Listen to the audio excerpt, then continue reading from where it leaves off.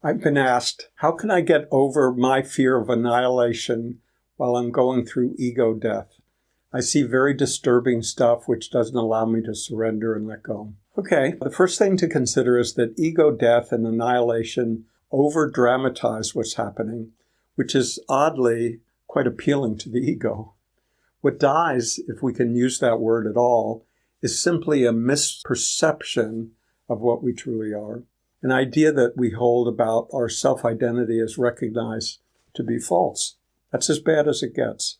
What makes it seem so dramatic is that this false idea is the entire constellation of beliefs that we believe ourselves to be. In other words, everything that we take ourselves to be ultimately proves to be false. Not bad, just not true.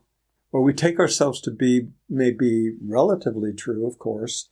We can claim to have an age, a name, a career, a home address, a set of cherished opinions, and so on, which are all true to a degree, but none defines our essence of our being. It's also helpful to understand that some sense of ego will always be there. You will know which mouth to put the food in, and you will still turn around if somebody yells your name. The difference will be that you will realize that such identification has a functional value and doesn't come close to defining your true beingness. The only thing that can fear the loss of ego is ego.